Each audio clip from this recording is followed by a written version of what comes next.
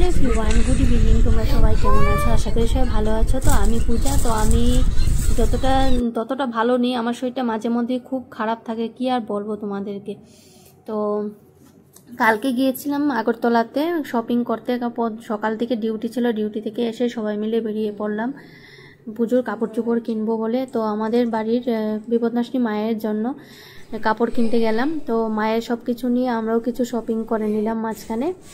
তো চলো দেখাচ্ছি, যাচ্ছি আমরা। হয়ে গেলাম, তো এখন রওনা হবো। টাটা, পরে কথা হচ্ছে। आज मैं शनि पूजा का प्रसाद खाऊंगा, लड्डू, गणेश जी का। তা আমরা সবাই মিলে যাচ্ছি, আমরা যাব বাইকে করে, আমার শ্বশুর শাশুড়ি মা তারা যাবে গাড়ি করে, কারণ এখন আবার গাড়ির নতুন সিস্টেম করে নিয়েছে। তো ওকে নিয়ে গাড়ি করে গেলে একটু প্রবলেম হয়ে যাবে, তো সে কারণে আমরা আলাদা আলাদা করেই যাচ্ছি। তাহলে গিয়ে এসে একসাথে গিয়ে দেখা হবে, তাহলে গিয়ে একসাথে হয়ে যাবো আর কি। তো আলাদা আলাদা যাচ্ছি তিনজন। তো প্রথমে নিয়ে নেব মায়ের জন্য শাড়ি। তো মায়ের জন্য শাড়ি নেওয়ার জন্য দেখছি, প্রথমে মায়ের শাড়িটা নেবো, দেখো কীরকম লাগছে তোমাদের।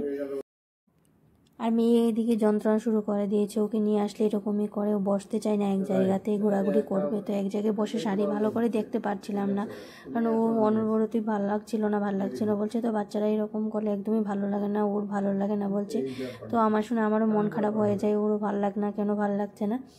তো সেরকম সবসময় মায়ের কাছে রেখে আসি ওকে কিছু কেনাকাটা করার জন্য, কারণ ও এসে বসে থাকতে ভালো লাগে না, বোরিং ফিল করে। তো এই কারণে তো মায়ের জন্য শাড়ি নেওয়া হয়ে গেছে, একটা সাইডে রাখছি। তো পরে আবার সিলেক্ট হবে, ফাইনাল সিলেক্ট। তো আমাদের বাড়িতে যারা উপবাস করবে ওনাদের জন্য শাড়ি নেব, তো সবার জন্য একটা একটা করে দেখছি। তো শাড়িগুলো খুব ভালো লাগছে, একটা থেকে একটাই ভালো।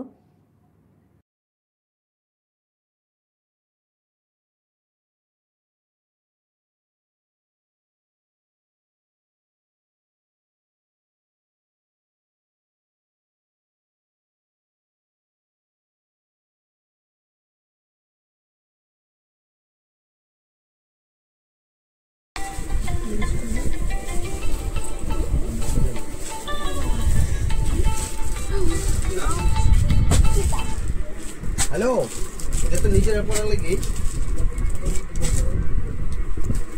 হ্যাঁ হ্যাঁ, কিন্তু অনেক রকম আছে, আলাদা আলাদা।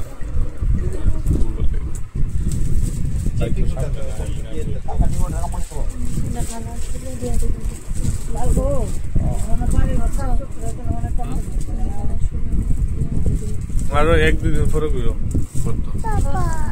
পারি, এখন তোমার